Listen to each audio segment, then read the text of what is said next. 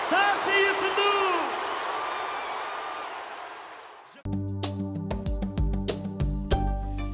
20h sur les antennes de la Télé Futurs Médias. Mesdames, Messieurs, bonsoir. C'est parti pour le sommaire de cette édition.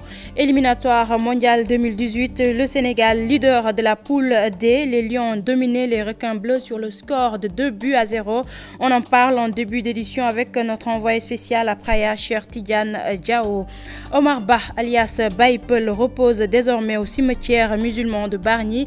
L'artiste est décédé ce vendredi des suites d'une longue maladie. Son œuvre a été revisitée par le metteur en scène Ibrahim Mbaye Sopé qui lui a rendu un vibrant hommage. Pour lui, il urge de revoir le statut de l'artiste sénégalais. Tendance haussière sur les exportations du Sénégal, 16% en 2 ans, entre autres produits qui ont valu satisfaction à notre pays, les produits halieutiques et l'horticulture. Le dossier du jour s'intéresse à l'accueil dans les structures de santé, un véritable problème pour les Sénégalais rencontrés. Le tout nouveau ministre de la Santé, Abdoulaye Diouf Sarr, promet des améliorations dans le secteur. L'invité du 20h, il s'agit du professeur Ndiak Fall, professeur de droit pénal à l'université Cheikh Anta Diop de Dakar. Nous allons parler de l'affaire Khalifa Sall. Khalifa Sall qui est en détention, qui en est à son 7e mois de détention sans être jugé. Voilà pour les titres. Le développement, c'est tout de suite.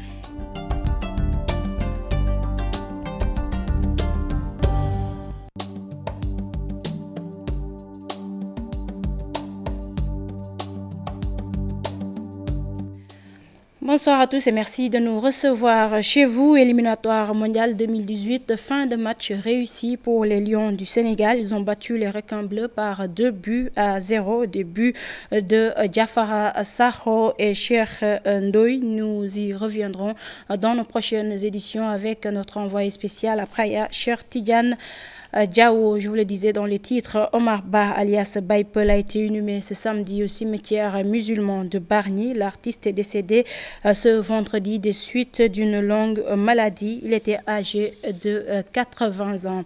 Suite au rappel à Dieu de Omar Ba alias Baipel, le metteur en scène Ibrahim Mbaye Sopé revisite l'œuvre du défunt, une icône du théâtre sénégalais. Selon lui, il est également revenu sur le statut de l'artiste sénégalais qui n'est toujours pas codifié. Reportage Habib Faye et Vieux Diouf. Le 4e art, Père Baipel, Omar Ba de son vrai nom. Aujourd'hui, des milliers d'inspirants l'ont accueilli à sa dernière demeure. Parmi eux, Ibrahim Sopé Mbaye qui retient du comédien. Si tout le monde pouvait offrir ne serait-ce que 10 francs à chaque fois qu'il sourit, parce que Baipel est apparu, il serait aujourd'hui un milliardaire. C'est quelqu'un d'une générosité immense. Baipel avait une facilité d'expression. On aurait dit en tout cas que c'est quelqu'un soit qui a fait une formation à l'École nationale des arts. Ce qui l'intrigue dans le milieu du théâtre sénégalais est le problème du statut de l'artiste que nous devons régler, ça c'est évident. L'autre problème que nous devons régler et qu'on avait commencé à mettre quelque part des jalons, c'était la couverture de maladies universelles. C'est vrai qu'évidemment, après le décès du directeur, il y a eu quelques difficultés, mais je pense que l'État gagnerait beaucoup plus à relancer cela parce que les acteurs en ont besoin. L'union fait la force, dit-il. Que nous devons avoir les mêmes préoccupations, notre avenir. Que nous devons avoir les mêmes perspectives. Parce qu'on ne peut pas se dire, je suis artiste, je fais un autre combat. Les combats sont les mêmes pour moi. Le combat est identique. Et tant qu'on n'est pas arrivé à un stade où nous allons, comme on dit en Wolof, Dorondo, il se peut tout le temps qu'on ait des problèmes. Baipel est parti à jamais, laissant derrière lui des artistes prêts à relever le défi. Le forum scientifique pour la promotion d'un islam de juste milieu ou Al-Wasatiyya clôturé ce samedi. 15 pays ont pris part à cet événement. Al-Wasatiyya, juste milieu, enjeux et contribution à la paix et à la stabilité en Afrique. Des recommandations ont été formulées et transmises aux autorités. Je vous propose d'écouter Mohamed Hamdawi, membre fondateur du forum. Il est interrogé par Alassane Ba.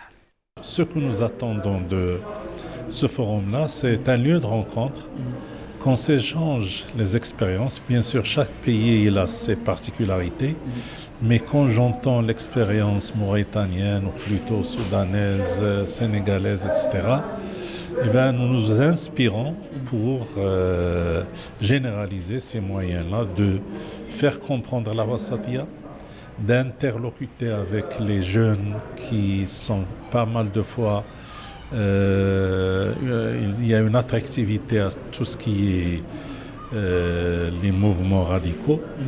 Donc c'est dans ce sens que nous rencontrons pour échanger. Par exemple, quand j'étais président, chaque communiqué que j'envoie à la presse, je l'envoie aux ambassades des pays membres de forum pour qu'ils soient au courant à ce que les mouvements, ou plutôt les institutions qui sont membres, eh bien voilà qu'ils pensent, voilà les communiqués en général. Et c'est dans ce sens que les États, on espère bien que les États comprennent très bien cette action, parce que l'État il seul ne peut pas convaincre les jeunes. Nous sommes société civile, nous appelons les jeunes de la Wasatiyya d'intervenir au sein de Facebook et de Twitter pour qu'ils s'échangent les idées avec les jeunes, parce que généralement ils sont attirés par ces moyens de communication.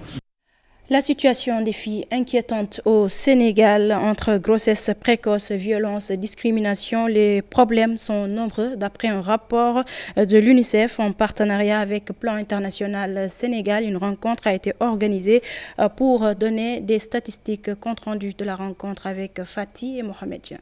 Suite à une visite d'une dirigeante de Plan International dans une communauté, elle a trouvé une jeune fille dans la maison en train de faire les travaux ménagers et elle lui a demandé pourquoi vous êtes à la maison. Et la jeune fille lui a dit, je suis à la maison, je ne vais pas à l'école parce que je suis une jeune fille. Une anecdote à l'origine de cet intitulé, parce que je suis une fille, une appellation qui a tout son sens. La situation actuelle des filles au Sénégal revue. Depuis 2007, chaque année, nous sortons un rapport sur la situation des jeunes filles, toutes les discriminations et la vulnérabilité auxquelles elles font face. Ce rapport-là, c'est un rapport qui découle d'enquêtes.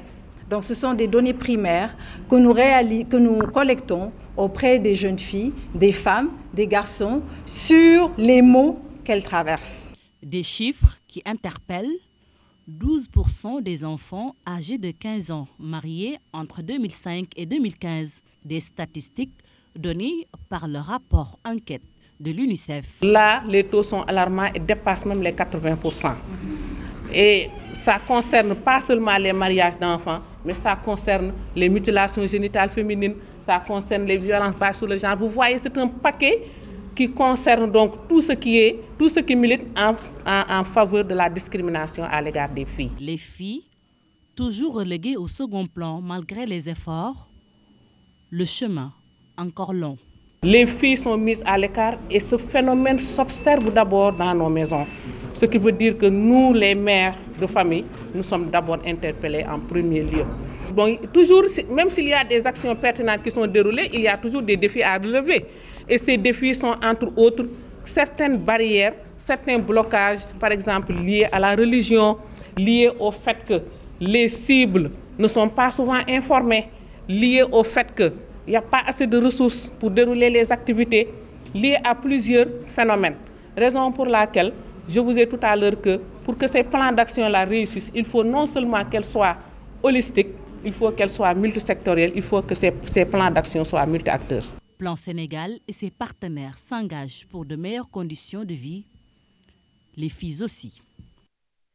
Le chevauchement des années académiques au sein de l'UCAD préoccupe les étudiants. Ces derniers rencontrent d'énormes difficultés pour pouvoir participer aux différents concours administratifs.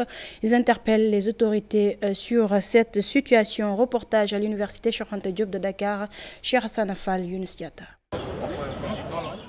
12 mois, voire plus, c'est la durée de l'année scolaire au niveau de l'université Cheikh Anta Diop, une périodicité qui n'arrange en rien ces étudiants trouvés à la faculté de droit. Nous sommes en master 2 et depuis, je pense que 2015-2016 et bientôt 2018. On n'a pas encore obtenu notre diplôme en master 2. Il y a des concours administratifs qu'on doit se préparer. Par exemple, le cycle A, si vous voulez faire le cycle A, concours commissariat de police, mais nous, on est inapte à le faire parce qu'on n'a pas encore obtenu notre diplôme. La source de ce fait remonte de loin. On peut dire que tout le problème, c'est au début de l'année 2012 qui a donné lieu aux élections présidentielles. On ne peut pas rester 5 mois sans pour autant faire quoi, alors qu'une année scolaire pleine, ça se fait sur 12 mois, sur 10 mois, sur 9 mois. Donc, on n'a étudié que 4 mois. Pendant ces 4 mois, on a accéléré les examens. C'est la raison pour laquelle il y a ce retard. Et les responsables bien connus. On peut coller les motifs à l'administration, aussi bien à l'État. L'administration d'abord, parce que c'est l'administration qui fixe les calendriers des cours, des examens, ainsi de suite. Mais aussi il y a les étudiants d'une part, par rapport à les mouvements d'humeur, de grève, ainsi de suite. Une solution est proposée par ces apprentis juristes, mais n'est pas sans risque. Chaque année, l'administration essaie de trouver des solutions en mettant en place des gestions uniques, ce qui est mauvais pour les étudiants. À ça, il y aura aussi des conséquences, parce qu'il y a des étudiants qui sont sur le point de cartoucher. Il y aura des cartouchards. Depuis les grèves répétées de 2012, l'année universitaire traverse de nombreuses crises avec des étudiants bloqués dans un système qui ne sort pas encore la tête du tout. Cheikh Hassan Fall, merci. Nous parlons économie à présent. 1370 milliards de francs CFA, c'est le montant total des exportations du Sénégal ces 2 dernières années, soit une hausse de 16%. Entre autres produits qui ont valu au Sénégal cette satisfaction, les produits halieutiques et l'horticulture. Selon le docteur Malik Diop, DG de la CEPEX, depuis 4 ans, une tendance haussière est notée sur les exportations. Celle-ci, une fois maintenue, pourrait permettre au Sénégal d'ici une décennie d'ajuster sa balance commerciale. Plus de détails avec Ibrahima Kane. Depuis quelques années, le Sénégal s'est inscrit dans une perspective de rééquilibrage de sa balance commerciale. Des efforts qui commencent à porter leurs fruits en atteste la tendance haussière notée sur les exportations ces 2 dernières années. Sur les 2 dernières années, il y a eu une croissance des exportations de plus 16%. Bien entendu, pas équilibré 8% et 8%, mais en tout cas, au total des deux années, il y a plus 16% de croissance des exportations. Cette année, on est à 31 décembre 2016, on était à 1370 milliards des exportations sénégalaises. Entre autres locomotives des exportations du pays, les produits halieutiques. Sur les 2 dernières années, le Sénégal a engrangé 204 milliards de francs CFA en termes d'exportation de produits de mer. 204 milliards sur 1370, c'est beaucoup. Donc c'est le premier poste des exportations. Et nous avons l'agriculture, d'une manière générale. Sur l'agriculture, je donne un exemple très simple. Sur 1 an en arrière, on était déjà à 300 000 tonnes d'exportation des produits arachidiers. Les exportations des produits arachidiers n'existaient quasiment pas en 2012. Quand on arrive à 300 000 tonnes, c'est beaucoup. Nous avons également le secteur horticole. En 2016, on était déjà à 91 000 tonnes d'exportation des produits horticoles, d'une manière générale. Si on prend le melon, le haricot, la tomate cerise, mais également la mangue, c'est des produits exportés. Cette tendance haussière sur les exportations, une fois maintenue, d'ici une décennie, le Sénégal ne serait pas loin d'équilibrer sa balance commerciale. Aujourd'hui, dans la production, il y a des secteurs d'activité qui vont jouer un grand rôle, j'en ai parlé tout à l'heure, mais on a aujourd'hui le parc industriel de Diamniadio, les zones économiques spéciales intégrées qui seront des secteurs où à peu près 80% de la production sera exportée. Donc vous verrez une augmentation des exportations agricoles, c'est vrai, mais vous verrez également des exportations de produits agricoles transformés, de produits artisanaux, etc. Donc c'est ce type de production dédié à l'exportation va nous permettre, dans une dizaine d'années, d'arriver presque à l'équilibre de la balance commerciale. Aujourd'hui, le Sénégal exporte plus comparé aux années précédentes, tout en réduisant le volume de ses importations. Une démarche qui augure des lendemains meilleurs pour son économie. Santé à présent, octobre rose, la Ligue sénégalaise contre le cancer a organisé une journée de dépistage gratuit du cancer du sein. Quand on sait que l'accessibilité à la mammographie pose problème, l'initiative a été saluée par les femmes rencontrées par nos reporters Fatou Bintou Conté et Mohamed Dian. Rentrée des États-Unis, Fatou Kébé en a profité pour se faire dépister du cancer du sein. Au pays de l'oncle Sam, la gratuité organisée parfois n'existe pas. Je viens des États-Unis. Alors là-bas, ce n'est pas du tout évident. On paye $200, c'est-à-dire 100 000 francs pour la consultation, et $400, c'est-à-dire 200 000 francs pour la maman.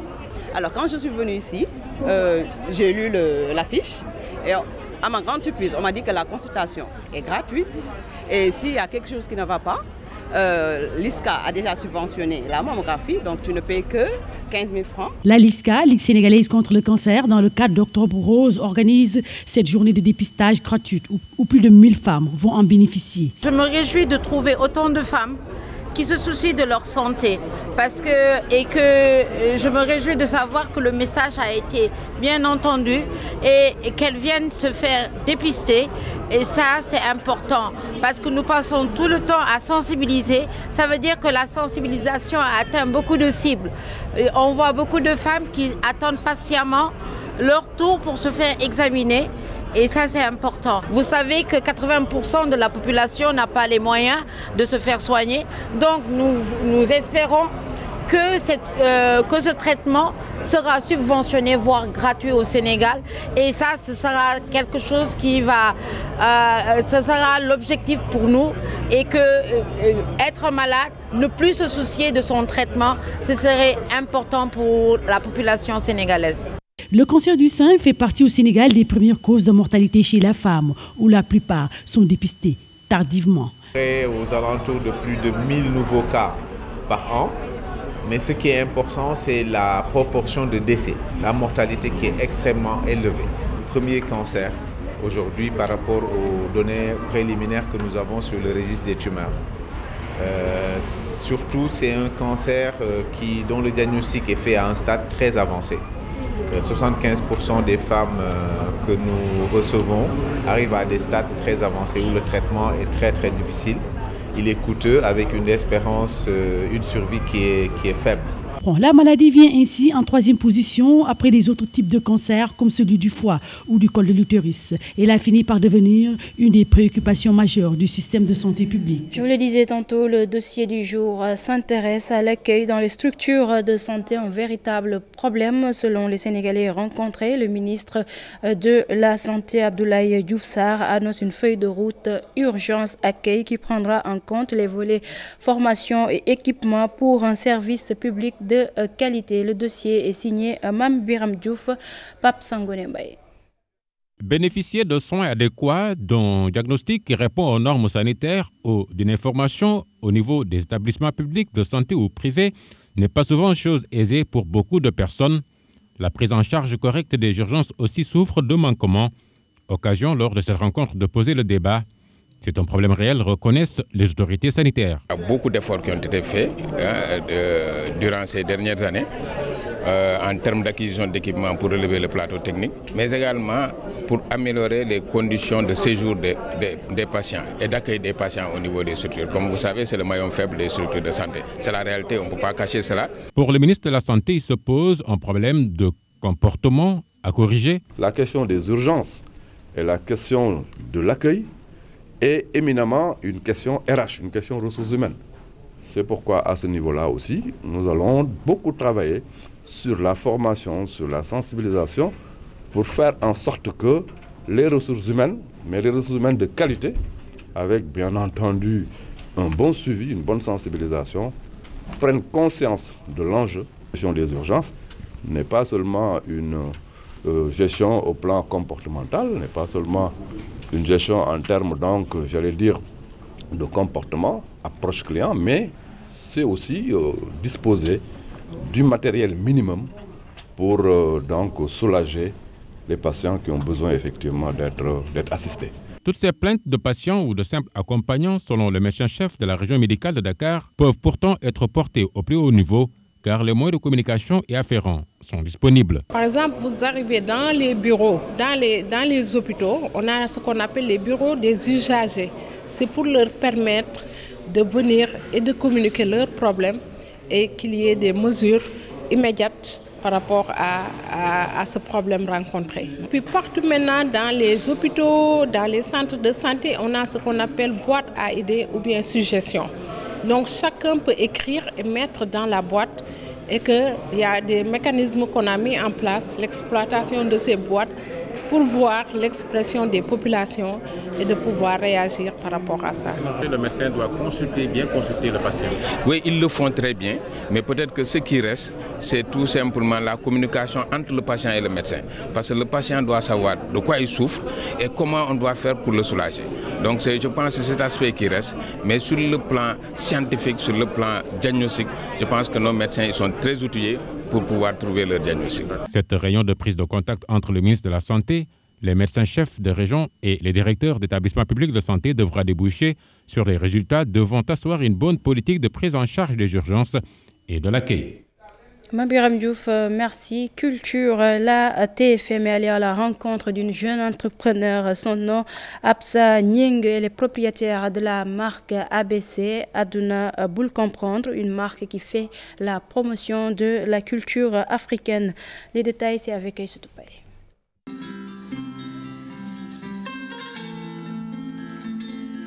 Au parc de Anne, où nous l'avons trouvée, la dégourdie Absa a mille et une choses à faire. La créatrice de Baï Sangsé prépare son défilé. Une collection de chemises et de robes mixées à des céréales d'une originalité retrace à l'agriculture sénégalaise. Et je me suis dit la culture parce que je suis fille d'une prof de SVT, donc j'ai un peu grandi avec les herbiers.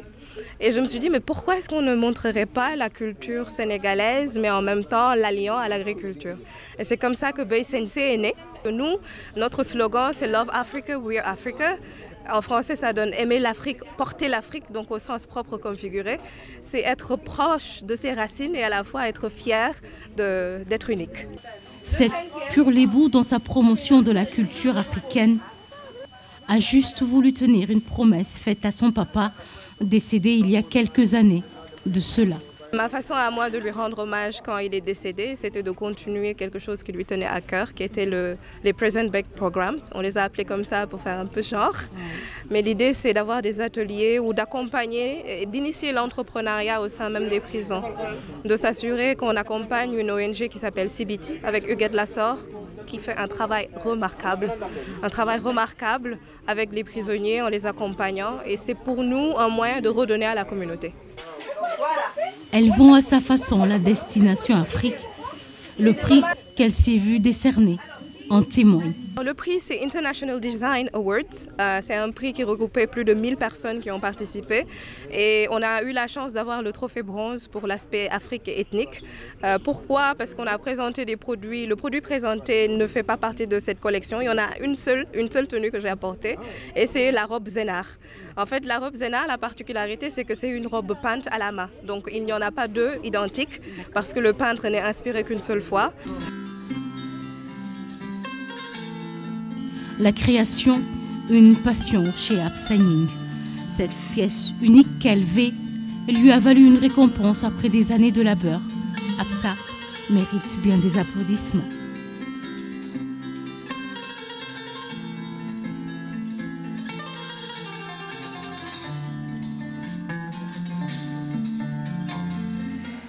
Gandjari, Sénégal, c'est le titre de l'ouvrage de Mohamed El Habib Ndiaye. Dans ce livre, l'auteur retrace l'histoire socioculturelle et politique de notre pays. Il appelle les jeunes à s'inspirer de nos grands hommes et femmes. Maïmouna Ndiaye et Younous Diatta ont assisté à la cérémonie de dédicace au reportage. Dans la mémoire des temps, des civilisations, un patrimoine culturel, une histoire, L'histoire du Sénégal d'hier. Des valeurs. Gandiari Sénégal. Un livre, 2 années de rédaction, diverses réflexions. S'interroge. Ça veut dire richesse, ça veut dire valeur. Donc voilà, c'est les valeurs, les richesses du Sénégal. Parce que je me suis dit qu'aujourd'hui, les jeunes au Sénégal n'ont pas assez de repères pour pouvoir aller de l'avant. Je me dis que pour aller de l'avant, il faut avoir un socle solide. Et pour avoir ce socle-là, il faut se connaître déjà, savoir qui on est pour savoir où on veut aller. 220 pages, des pistes d'idées, des comportements pour servir. Le chef d'entreprise s'adresse à toute une jeunesse. Essayer de faire connaître aux jeunes l'histoire, pas l'histoire juste de la colonisation ou juste avant, mais l'histoire plurimillénaire du Sénégal, mais aussi qu'on puisse connaître notre économie, connaître notre culture, connaître notre système sanitaire. Voilà, donc ça parle de religion, ça parle de la place de la femme et de la valeur de la femme dans la société sénégalaise aussi. Ces valeurs qui font notre nation, le préface porté par El Hadji Mansour Mbaye, un témoin de l'histoire, une mémoire. Cheikh Ahmed Tidiane Sy Al Maktoum taquinait Senghor souvent en lui demandant quand est-ce que vous allez retourner à votre pays, la Normandie. C'était tellement taquin et on était tous présents, témoins de ces événements. Avant, les hommes de valeur partageaient leurs expériences et savoirs, mais aujourd'hui tout a changé avec les nouvelles technologies. Les gens s'amusent à se faire du mal. Gandiari Sénégal, c'est aussi l'histoire politique du pays. Ses règles morales, ses hommes de valeur. L'auteur ne compte pas s'arrêter. Un si bon chemin.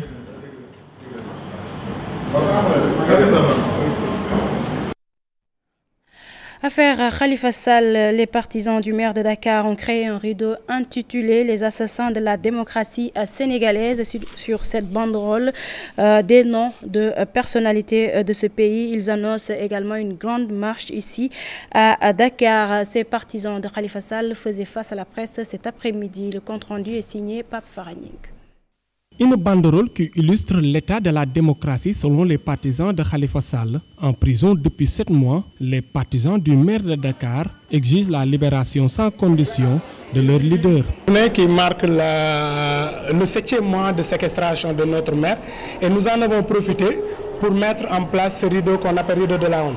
C'est un rideau sur lequel on met les noms de toutes les personnes qui participent aujourd'hui à l'assassinat de la démocratie sénégalaise, qui sont en train de mettre en prison tous les opposants qui ne sont pas en phase avec eux, qui sont en train de mettre en prison tout Sénégalais qui prend une opinion qui n'est pas en conformité avec leur vision.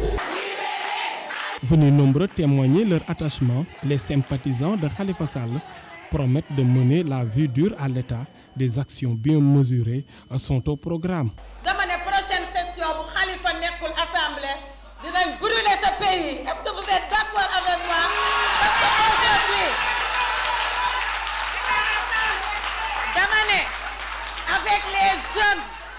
avec les jeunes, nous allons rendre ce pays ingouvernable. C'est pourquoi nous avons jugé utile de mettre en place ce rideau et Inch'Allah, le 18, nous allons enterrer toutes ces personnes. Et nous utiliserons toutes les formes de lutte imaginables et inimaginables qui nous permettront d'arriver à notre résultat. Les jeunes comptent élargir les tentacules de ce combat dans tout le pays. Hier, nous avons installé un comité de lutte à Thiès. Nous comptons le faire dans les jours qui viennent dans toutes les régions du Sénégal pour dire que le combat pour la libération de Khalifa, le combat pour la préservation de la démocratie sénégalaise ne fait que commencer. Désormais, jusqu'à la libération de Khalifa Sall, le maire de Dakar, les femmes et les jeunes vont arborer que la couleur noire, signe de protestation. Papa Ragning, merci avec moi sur ce plateau, le professeur Ndiak Fall. Professeur, bonsoir. Bonsoir, madame. Vous êtes professeur de droit pénal à l'université Cheikh Anta Diop de Dakar et nous parlons de l'affaire Khalifa Sall. Justement, il en est à son 7e mois de détention. Il n'est toujours pas jugé. Cette détention est-elle légale, professeur? La détention est légale. Je vais m'expliquer, puisqu'en réalité, dans l'affaire Khalifa Sall, il y a 2 situations qui s'enchevêtrent. Vous me demandez si la situation est légale. Je répondrai, disons, en 2 temps. Pourquoi en 2 temps? Puisque M. Khalifa Sall est poursuivi en tant que maire de Dakar. Et donc, il fait l'objet d'une détention provisoire qui dure 7 mois pour le moment. De l'autre côté, deuxième temps, deuxième situation, il est devenu député. Exactement. Donc, il est difficile de répondre à votre question de manière tranchée, puisqu'il faut sérier les 2 séquences. Tout d'abord, pour le premier volet, autrement dit, M. Khalifa Sall est maire de Dakar. Il est poursuivi, dit-on, pour détournement de deniers publics et escroquerie aux deniers publics. Dans ce cadre, il est actuellement au niveau de la poursuite entre les mains du juge d'instruction. Et l'article 140 du Code de procédure pénale prévoit que lorsqu'il y a détournement de deniers publics, lorsque la somme présumée détournée est égale ou supérieure à 1 million de francs, le juge d'instruction décerne obligatoirement mandat de dépôt. C'est-à-dire donc, le juge d'instruction, il est quelque peu lié. Il n'a pas une grande liberté de manœuvre. Cette détention provisoire ne peut cesser qu'à la condition que, premièrement, puisqu'il y a 3 cas à envisager pour qu'il n'y ait pas de détention provisoire, tout d'abord, premièrement, il faut que le montant présumé détourné soit remboursé intégralement ou fasse l'objet d'une caution. Dans ce cas-là, la personne présumée avoir détourné cet argent ne sera pas en détention provisoire. Deuxième cas de figure, il faut que la personne que l'on présume avoir détourné cet argent présente des contestations sérieuses, c'est-à-dire qu'elle produise des documents qui sont de nature à faire douter de la réalité de ce détournement. C'est ça ce qu'on appelle la contestation sérieuse. Troisième cas de figure, c'est lorsque l'état de santé de cette personne est incompatible avec la détention provisoire, même dans un milieu hospitalier. Quand l'une de ces 3 conditions que je viens d'indiquer, disons, se trouve requise, dans ce cas-là, l'individu n'ira pas en détention provisoire. Mais étant élu député, est-ce qu'il doit rester en prison? Je vais y venir. Toujours, je vous parlais de l'article 140 du Code de procédure pénale. Khalifa Sall a déjà fait 7 mois. Contrairement à ce que certains affirment, autrement dit que la durée de la détention provisoire est de 6 mois, la règle en matière correctionnelle, c'est que la durée de la détention provisoire est de 6 mois. Ça, c'est la règle. Mais il y a des exceptions qui sont prévues par la loi. Et parmi ces exceptions, il y a le fait que lorsqu'on présume que vous avez détourné des deniers publics, vous pouvez rester en détention provisoire, d'après les dispositions de l'article 141 du Code de procédure pénale. Vous pouvez rester en détention tant que la durée de la détention ne dépasse pas le maximum de la peine encourue. Et dans le cas d'espèce, la peine encourue est de 5 à 10 ans. Ça, c'est le premier volet. Autrement dit, le volet où Khalifa Sall n'est pas encore député. Donc, si l'on songe à la séquence où Khalifa n'est que maire de Dakar, on peut dire que la détention est légale. Mais ceci étant, entre-temps, Khalifa a été élu député. Et lorsque la personne est élue députée, elle bénéficie de l'immunité parlementaire. L'immunité parlementaire, c'est une notion qui signifie 2 choses. Tout d'abord, il y a ce qu'on appelle l'irresponsabilité parlementaire. C'est-à-dire que les écrits, les discours et les opinions que le député émet au sein de l'Assemblée nationale, ces discours, écrits et opinions ne peuvent faire l'objet de poursuites pénales. Autrement dit, c'est l'impunité totale. Par contre, quand on parle d'inviolabilité parlementaire, c'est lorsque le député commet un crime ou un délit. En réalité, il faut parler des actes extérieurs à la fonction de député. Ceci étant, il m'est arrivé d'entendre que c'est Khalifa, maire de Dakar, qui a été mis en prison. C'est vrai. Mais maintenant, les données ont changé puisqu'il est devenu député. Et il est couvert par l'immunité parlementaire. Donc, il ne doit pas rester en prison. L'immunité, c'est un obstacle aux poursuites pénales. Ceci étant donc, c'est l'article 61 de la Constitution, tout comme l'article 51 du règlement intérieur de l'Assemblée nationale, qui prévoit que le député qui est poursuivi ou détenu, cette détention ou cette poursuite cesse si l'Assemblée le requiert. Autrement dit, cette détention ou cette poursuite, elle doit cesser si l'Assemblée le requiert. Et j'ajoute, l'immunité revêt un caractère d'ordre public. Autrement dit, elle s'impose à tous. Ce n'est pas quelque chose que le député pourrait enlever de lui-même.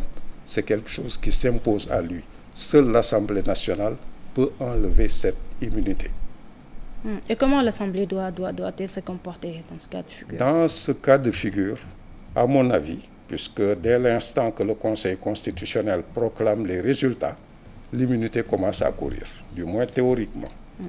Donc, actuellement, il incombe à l'Assemblée nationale de prendre ses responsabilités, c'est-à-dire de songer à voter pour que Khalifa Sall sorte de prison. Ce que j'entends par là, le fait qu'on lève la détention provisoire, puisque Khalifa bénéficie de l'immunité parlementaire, ici de l'inviolabilité parlementaire. Dans ce cadre précis, l'Assemblée nationale peut demander cette fameuse levée. Et j'ajoute, cette levée, elle s'impose au juge, c'est-à-dire si l'Assemblée le requiert, le juge doit s'y plier. Pourquoi? Parce que c'est une mesure d'ordre public. Elle est destinée, certes, à protéger le parlementaire et à lui donner une totale liberté de mouvement, de manœuvre pour exercer en toute dignité sa fonction de parlementaire. Donc vous êtes d'accord avec Maître Doudou Ndoye qui disait hier que la Constitution a été violée puisque Khalifa Sall devait participer à l'installation de la 13e législature? Je ne suis pas tout à fait de cet avis. Pourquoi? Je m'explique. L'immunité, je vous l'ai dit, couvre le député normalement dès l'instant que le Conseil constitutionnel a proclamé les résultats. Mais on devient député lorsque l'Assemblée est installée, c'est-à-dire, au fond, la prise effective de fonction commence à partir du moment où l'Assemblée est installée. Donc, dans ce cadre précis, à mon avis, la première réunion de l'Assemblée nationale n'a pour but que si vous voulez, d'installer le bureau de l'Assemblée nationale. Et c'est à partir de ce moment que l'Assemblée fonctionne. Maintenant, c'est à l'Assemblée de prendre ses responsabilités et de demander la levée de la détention provisoire. J'ajoute que la levée de la détention provisoire, c'est-à-dire le fait de permettre à Khalifa Sall de recouvrer sa liberté, ne signifie pas que les poursuites cessent. Autrement dit, la levée de la détention provisoire n'est pas un signe de cessation des poursuites. C'est tout simplement, disons, une manière de permettre aux députés d'exercer valablement et sans entrave sa députation. On a aussi constaté que les recours déposés par ces avocats ont été tous rejetés. Qu'est-ce que vous conseillez à ces avocats? Ou que doivent-ils faire maintenant? Mais les avocats, ils doivent continuer leur travail. En faisant quoi? C'est pas compliqué. Leur travail, c'est de défendre Khalifa Sall, c'est-à-dire de défendre leurs clients. Ils sont tout à fait, ces avocats, dans leur droit d'exercer les voies de recours que leur offre la loi. Ces voies de recours peuvent être, disons, explorées avec succès, mais également l'échec peut être au bout du parcours. Mais là, ils parlent d'acharnement, de prise d'otage, les avocats de Khalifa Sall. Évidemment, je laisse cette appréciation aux avocats. Mais qu'est-ce que vous leur conseillez? Que doivent-ils faire? Qu'ils continuent leur travail. Autrement dit, ne croyez pas que l'affaire Khalifa Sall est terminée. Cette affaire est loin d'être terminée, puisque nous en sommes au stade de l'instruction. Et au niveau de ce stade, d'ailleurs, l'affaire peut cesser. Je m'explique, puisque le juge d'instruction, à la fin de ses investigations, il a deux possibilités. Première possibilité, c'est d'estimer que ces investigations prouveraient que M. Khalifa Sall doit aller devant la juridiction de jugement. Dans ce cas, il va délivrer ce qu'on appelle une ordonnance de renvoi. Cette ordonnance est transmise au procureur de la République qui va saisir la juridiction compétente, autrement dit le tribunal de grande instance, par le biais de ce qu'on appelle un réquisitoire introductif d'instance. Ça, c'est la première possibilité. Deuxième possibilité, le juge d'instruction peut estimer, à la lumière de ces investigations, qu'en réalité, il n'a pas suffisamment d'éléments pour pouvoir attraire M. Khalifa Sall devant la juridiction répressive. Dans ce cas, il va délivrer une ordonnance de non-lieu et normalement, M. Khalifa Sall va recouvrer sa liberté. Et une dernière question. L'Assemblée nationale peut statuer sur l'affaire Khalifa Sall, mais pensez-vous qu'elle le fera quand on sait que la majorité est du camp présidentiel? Certes, la majorité est du camp présidentiel. Mais à mon avis, ce serait une erreur pour les parlementaires que de dire M. Khalifa Sall est un opposant. Donc nous n'allons pas demander la levée de sa détention provisoire. Tant que M. Khalifa Sall n'est pas condamné définitivement, il est présumé innocent. Donc l'Assemblée a les prérogatives nécessaires pour assurer à ce député sa liberté de manœuvre.